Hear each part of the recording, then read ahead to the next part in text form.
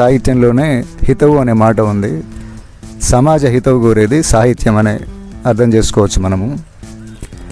అయితే మనకు తెలుగులో నన్నయ్య కాలం నుంచి, నన్నయ్య కంటే పూర్వం కూడా సాహిత్యం ఉంది. కానీ మనకు లిఖితపూర్వకంగా దొరికే సాహిత్యంలో నన్నయ్య మహాభారత ప్రతుల కానించి సాహిత్యం అనేది మనకు లభిస్తుంది.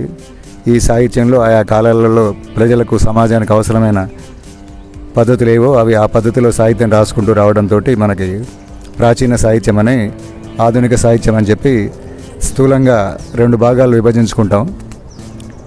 ప్రాచీన సాహిత్యం అంటే నన్నయ్య కాలం నుంచి, అంటే క్రీస్తు శకం 11వ శతాబ్దం నుండి మొదలు పెట్టుకుంటే స్వాతంత్రోద్యమం దాకా వచ్చిందంతా కూడా ప్రాచీన సాహిత్యంగానే చూస్తాం. స్వాతంత్రోద్యమానికి ముందు మనకి మధ్యలో ప్రాచీన సాహిత్యంలోనే మన ప్రబంధ సాహిత్యం వచ్చింది.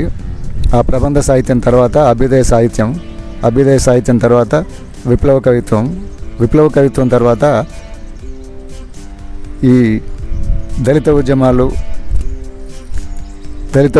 వీటి నేపథ్యంలో వచ్చినటువంటి దళిత బహుజన సాహిత్యం అని చెప్పి ఈ మధ్యకాలంలో స్థానిక ఉద్యమాలు, కుల చైతన్య ఉద్యమాలు వీటి ప్రభావంతో వివిధ రకాల సాహిత్య ధోరణులు వస్తున్నాయి.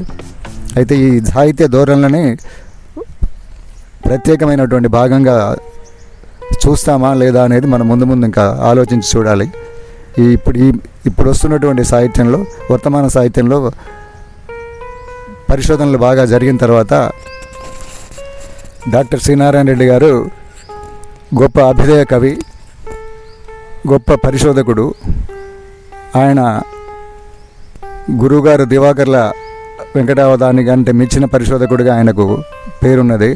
ఆయన రాసిన ఆధునికాంధ్ర కవిత్వము, సాంప్రదాయములు, ప్రయోగములు అనేటువంటి పరిశోధక గ్రంథం ఆ తర్వాత వచ్చినటువంటి పరిశోధక విద్యార్థులందరికీ బైబిల్ లాగా ఉపయోగపడింది.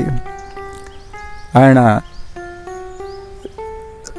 రాసినటువంటి పుస్తకాలు రాశిలో చాలా ఉన్నాయి. నిజానికి ఆ పుస్తకాలలో రాసిన సాహిత్య అభ్యుదయ కవిగా కంటే ఆయనకు సినిమా కవిగా, గొప్ప పరిశోధకుడిగానే ఎక్కువ పేరు లభించింది.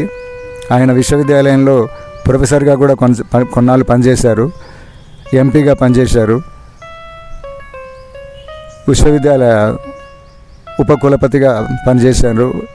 ఆయన తెలుగు డిపార్ట్మెంట్లో మా చివరి బ్యాచ్ ఆయన దగ్గర చదువుకున్న చివరి విద్యార్థులం మేమే.